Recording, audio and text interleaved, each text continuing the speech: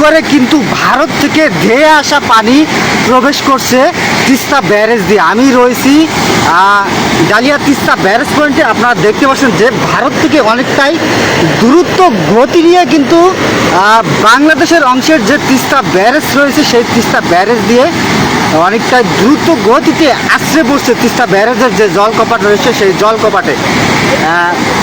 আজকে সকালকার আপডেট আপনাদেরকে জানিয়ে রাখি, এখন পর্যন্ত তিস্তার পানি কিন্তু বিপদ সীমার 10 সেন্টিমিটার উপর দিয়ে প্রবাহিত হচ্ছে।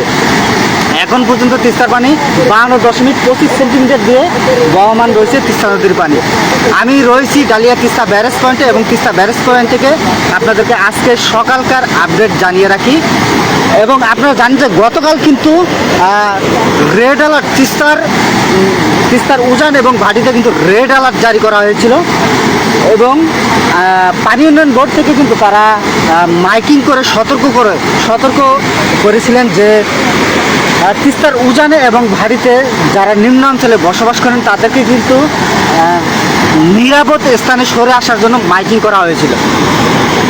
আমি আজকের সর্বশেষ সকালকার আপডেট আপনাদেরকে জানিয়ে রাখি। এখন পর্যন্ত আপনারা দেখতে পাচ্ছেন যে উজান থেকে দ্রুত গতিতে ধেয়ে আসছে তিস্তা নদীর পানি, ভারতের পানি। আর সেই ভারতের পানি যে বাংলাদেশের অংশের যে তিস্তা ব্যারেজ রয়েছে সেই তিস্তা ব্যারেজের যে জল কপাট সেই জল কপাটটা কিন্তু দ্রুত গতিতে আশ্রে পড়ছে। ভারতের অংশের যে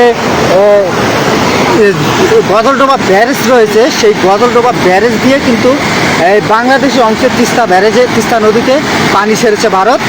এবং আপনারা জানেন যে গতকাল কিন্তু হুট করেই পানি বেড়ে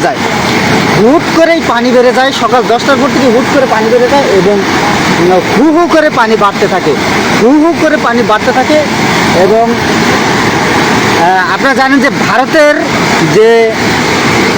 ভারতে কিন্তু ভারী বর্ষণ এবং পাহাড়ি ঢলের যে পানি সেই পানিতেই কিন্তু বাংলাদেশের অংশের যে তিস্তা নদী তিস্তা ব্যারেজ রয়েছে সেই তিস্তা ব্যারেজ দিয়ে প্রবাহমান রয়েছে। আর আপনারা জানেন যে গতকাল থেকে যে তিস্তার পানি বৃদ্ধি পেয়েছিল সর্বোচ্চ 35 সেন্টিমিটার। আর এই পানি বেড়ে যাওয়াতে কিন্তু তিস্তার পূর্ব এবং পশ্চিম পাশে অর্থাৎ নীলফামারী এবং লালমনি জেলায় কয়েকটি বাঁধ ভেঙে কিন্তু লোকালয়ে পানি দিতে পারে এবং লক্ষ লক্ষ মানুষ কিন্তু পানিবন্দী হয়ে পড়ে এবং হাজারো মানুষ কিন্তু ঘর